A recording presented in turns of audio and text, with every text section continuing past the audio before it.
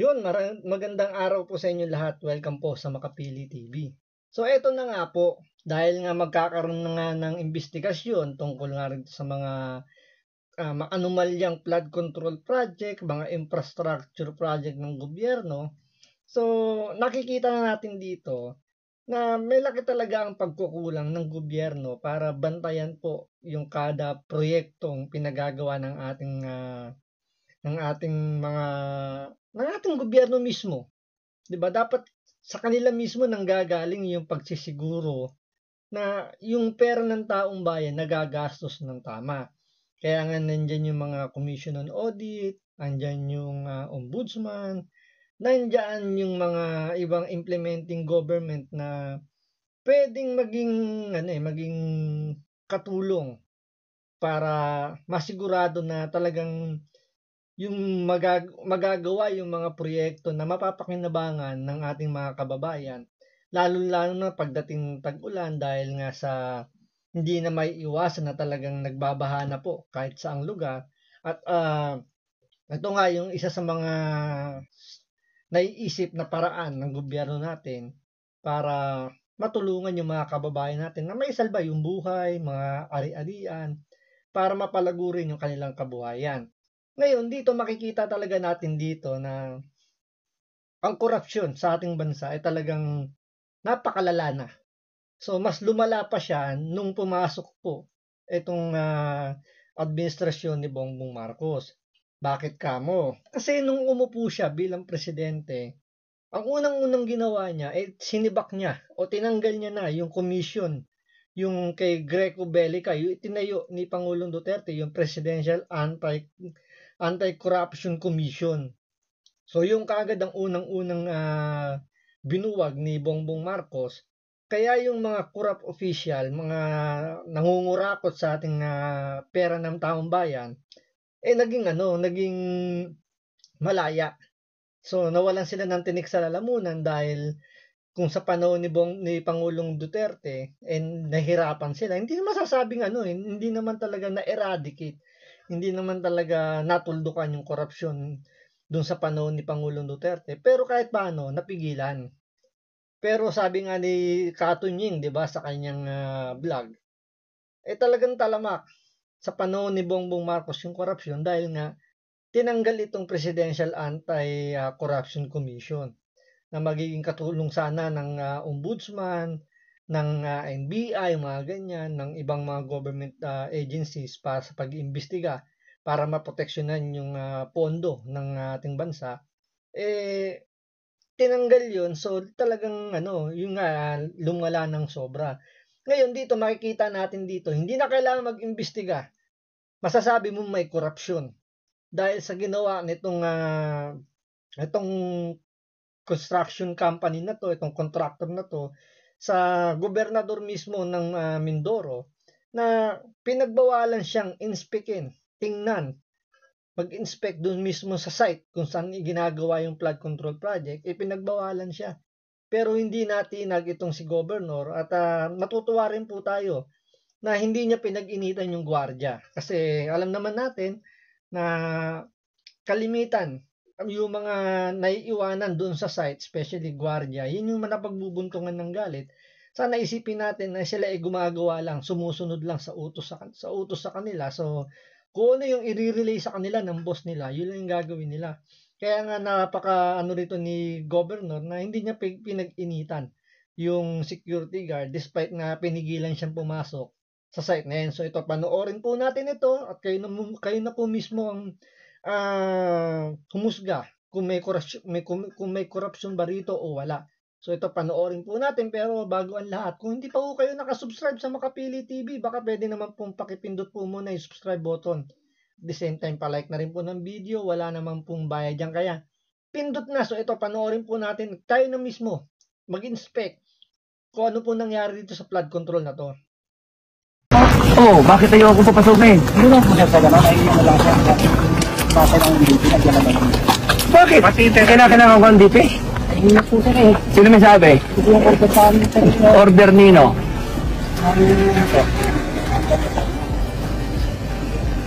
Kahit gobernador ng Mindoro, hindi pwede pumasok?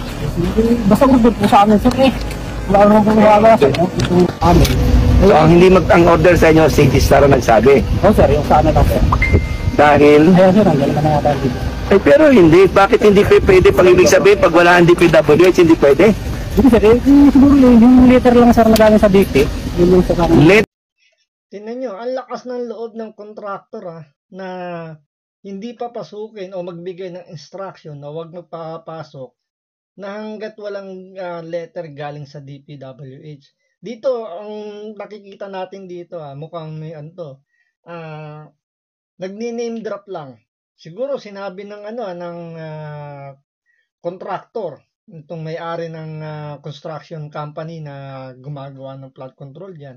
Parang iningunguso yung DPWH na, pag may pumunta rito para mag-inspect, sabihin mo, may utos yung DPWH na bawal. Siyempre, itong gwardiya, susunod lang. Diba? Kung ano yung instruction sa kanya, yun lang i-relay niya rito sa mga gustong pumasok sa construction site na to. Yun nga lang, nakakapagtaka lang na kahit na yung governor pinagbabawalan pumasok, na pinamumunuan niya yung lugar na yan. Sino ba yung contractor para sabihin sila yung magbawal kung sino yung pwedeng pumasok, sino ang hindi. So doon pala makikita nyo medyo may problema na letter na galing sa DP dahil DP ang nagde-decide.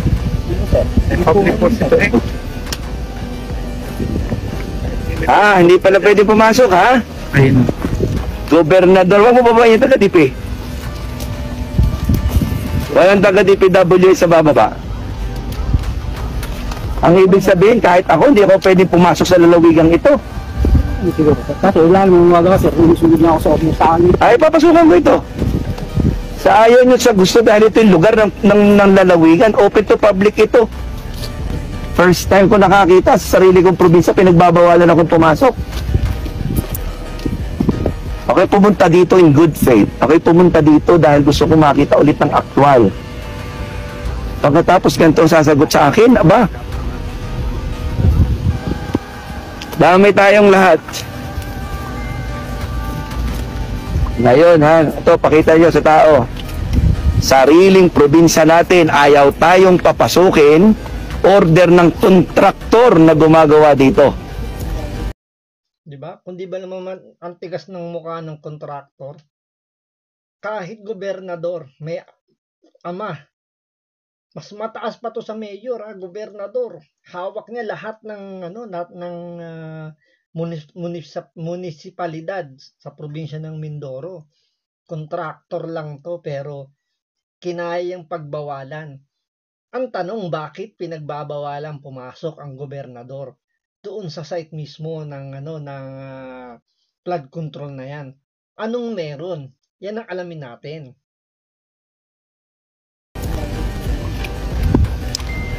Sige, mananawagan ako kay Director Gerald Pakanan. Alam nyo, Director, kung gaano ko naging mabait sa inyo. Alam ho ninyo kung paano ko inaayos ang lahat ng bagay na walang masasaktan. Dahil ang gusto ko lang yung karapatan ng mamamayan na magkaroon ng maayos na proyekto para sa probinsya natin. Pero ngayong oras na ito, nasasabihin sa akin na bawal akong pumasok o sino mang bisita ng walang permit ng DPWH. Kayo na pala po ngayon ang mayroong kontrata dito. Kasi ang alam kong hindi lang pwedeng pumasok, magpapasok, ay yung may-ari ng bahay, may-ari ng lupa. Kung ito'y private. Hindi ito private property, ito'y public property. At ang alam ko, pag public property, kahit sino, basta taxpayer, basta tao, basta mamamayan, ay pwedeng pumasok. Maliban lang kung may mga sinusunod na regulasyon. Pakisabi, ipapadeklara ko kayong persona non grata sa probinsya ko. Saan kayo nakakita ng gobernador? Ayaw akong papasukin kung wala daw written permit ninyo. Ayan, kausap niya na rito yung mga taga DPWH at winarningan niya na. Although hindi lang to basta warning, talagang may banta na to na i-declare as persona non grata. So doon pala makikita mo na mabigat yung mga bitawan ni gobernador talagang kinakastigo niya na yung DPWH mismo. Hindi pa yung contractor, kasi yung contractor pwedeng may kuntsabahan, o pwede namang talagang ginagamit lang ng contractor yung DPWH para hindi mapasok yung kanilang site at makita yung mga dapat nilang yung mga hindi dapat makita ni Gov dito, ginagawa nila ng paraan kasi damay-damay to. Hindi lang contractor yung tatamaan dito, kasi pati yung DPWH, kasi sila yung inungunguso rito. Posibleng may instruction din galing sa DPWH, or pwedeng talagang iginagamit lang ng contractor itong DPWH. Kasasabi lang ng kwarta kanina eh. Nag-advise kasi yung Santos na nahuli lang yung timpo ng kwarta. Grabe kayo! At tandaan nyo ito. Ako ang gobernador sa probinsyang ito. Pinoproteksyonan ko lang kami, tas ganito kayo nagninegosyo. Sasabihin nyo hindi pwedeng pumasok dahil wala kayo written permit? Wala po kami advice. Ano walang advice? Sabi ng gwardiya. O ngayon, ipuputo ko lahat ito. Nananahimik ako ng ilang panahon. Tuturuan na. Tingnan natin kung gaano kapalpak ang trabaho nyo dito. Yan na. Papasukin na. Ano ha? Tingnan mo, oh. Closed. Closed under construction. Bakit? Pag under construction ba isang bagay, pinagbabawal, pumasok at bisitahin? Kaya nga may audit eh. Nagpapasalamat ho ako sa Kaya nga daw may audit. Yan yung sinasabi natin dito na malawak na tong korupsyon na to. Kasi may audit eh. Anong ginawa ng audit? Hindi ba nila nakita yan? O natakpan na yung mata nila? Yun ang tanong dyan. Tuloy natin. napakalaking pondong nilagay sa probinsya namin. Maganda naman sana eh. Ang gusto nga lang natin maiayos ang design. Ang original na gusto ko dito, ang design sa halip na buhangin ng gitna, konkreto na buo. In-explain ko na yan kay Director noong 2023. Sabi ko, ayoko niyan. Sabi niyo, maganda Gob ang disenyo niyan. Ilang buwan ko yung pinatigil ang construction. Sabi niyo, Gob, maganda yan, napakaganda ho niyan. Dire-diretsong boulevard. Eh bakit sabi niyo putol-putol kung dire-diretsong boulevard? Ikalawa, bakit naman ang loob ng ginagawa ninyo napakanipis na konkreto? Uulitin ko, 1 billion per kilometer. Maniniwala ka ba na ang itsurang ito, 1 billion per 1 kilometer? Kayo na ho ang mag-judge. 1 billion per 1 kilometer. Yan, makikita nyo dyan, no? Ampaw, oh. Ampaw, di ba? Makita nyo, yung ilalim, hindi konkreto. Parang nakapatong lang ito sa lupa na hindi man lang pinatag, hindi man lang sinolid bago sementohan. Tayo naman, kahit paano tumutulong sa construction. Nagtrabaho tayo ng maikling panahon sa construction. At nakikita natin kung paano sila tumatrabaho doon. Pero dito, kahit wala tayo mismo sa site, makikita natin ampaw yung gawa doon sa pagkakagawa ng sahig na yan. Sa itsurang ito, ikaw mag-judge. At saka ito, tingnan nyo naman, oh. Mortar yung mortar niya. Wala. Ang materialis galing dito. Ang bato galing dito. Ito ang 1 billion per 1 kilometer.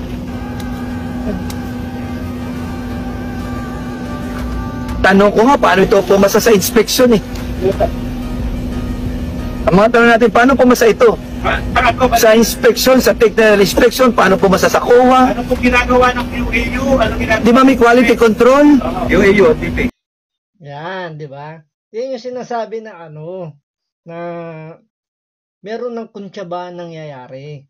Tama nga naman, may mga inspection na kailangan gawin dyan. May quality control, andyan yung commission on audit. Hello sa taga-commission on audit.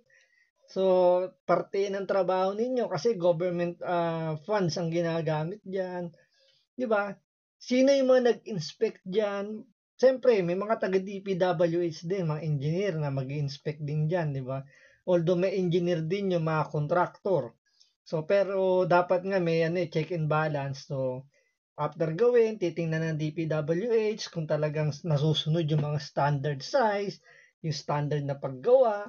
Ngayon, yung COA naman, i-check din naman kung talagang nagagawa yung trabaho, kung talagang tapos na. Kasi may mga percent na ni-report dyan kung ilang percent na nagagawa yung proyekto. So doon pala makikita na kung sumusunod ba sa tinakdang araw, tinakdang petsa, yung tibay ng konkreto, yung mga materials. So doon pala makikita na kung may halong kalokohan yung ginagawang proyekto. So dito makikita mo na, sabi ng ni Governor dito, paano nakapasa sa inspection yan. Diba? Quality control, mayroong, ano ba isa? Quality assurance unit. Ano quality naman ito? Siguro naman tingnan pa natin ito. Pwede ba paninda sa Batangas yan? Aray ko. Hanapin sa Batangas yan? At ito ay walang bakal. At ito ay walang ilog. Imagine mo kung dito sumasampa ang tubig. Saka kung mapapansin niyo po yung layer yung thickness niya. Tingnan nyo, saka nakakita, nagdagay ng dike, wala namang ilog. Diba? Tama sinabi ni Gov paano kung dinadaanan pa ng tubig yan? Dinawash out lahat ng laman nung dike na yan. Kasi ampaw nga Diba? Lahat yan, ubos yan sigurado. Isipin nyo lang, walang ilog. Walang pinagkaiba sa nagtayo ka ng tulay na wala namang ilog. So doon pa lang may corruption na, kahit di mo na kahit grade 1, kahit tricycle driver, kahit pilosopo, masasagot na merong korupsyon. Eto nagtayo ng dike, walang ilog, tapos pag sinilip mo yung yung pinakapalaman wala man lang katibay-tibay. So may korupsyon, sigurado 'yan. Isang layer lang. Considering na yan po yung apple concrete, dapat yung at may certain thickness. Obvious naman Ano pang i-explain mo dito? Quality, sira. Disenyo, sira. Overpriced. Substandard, kita mo, ang batong ginamit, yan din lang naman kinuha. Sa ilog din lang. At saka kita nyo naman. Tingnan nyo, pati yung mga batong ginamit, kinuha lang sa ilog, hindi binili. So, anong nangyari sa pondo? Yan yung malaking tanong. Dahil nga sinasabi nga nila na marami pa nagpapartay-partiyan at ang napupunta na lang doon sa proyekto is 40% na lang. Sabihin natin 1 billion yung project. Ang napupunta na lang sa materials, yung pambayad sa contractor, 400 million na lang. So yung 600 million, napagparti-partihan na. So, ano nga naman ang aasahan natin? Di ba? So, napakalaking kalokohan kung sasabihin walang korupsyon dito at paano yan paninindigan ng DPWH. Kita niyo naman ang itsura. Pag flood control, ibig sabihin, kaya niyang i-control ang flood. Ito walang flood pero gumuho. Di lalo na kung may flood. Flood control ito, Mr. President, pero wala akong flood na mapipigilan ng ganitong klaseng gawa. Gov, so ang purpose po ng pagpunta nyo dito para inspectionin yung mga gumuho. At ito'y dapat ginagawa. Tungkulin ko ito. Na-expose ko na ito dati. The more akong nananawagan sa Pangulo ng Republika ng Pilipinas, Mr. President. Suportado po ng pamahalaang panlalawigan at ng mamamayan ng Oriental Mindoro ang ginagawa ninyo. At Ayan, tanong na lang dyan. After ng mga hearing na gagawin ng Kongreso, anong gagawin ni Bongbong Marcos? Yan ba meron ba siya dyang bayag para kastiguin yung mga congressman, sagasaan yung mga congressman? Kasi kung ang nakikita lang natin dito, mapupunta lang ang sisi sa mga kontraktor, mapupunta lang ang sisi sa DPWH. Iiwas nila yung mga congressman, yung mga mambabatas na masasangkot dyan. At buti na lang talaga, merong Marcoleta, merong Senator Marcoleta na mag-iimbestiga rin sa flood control project at alam natin at naninigurado tayo doon, walang sisinuhin si Marcoleta at lahat tatamaan.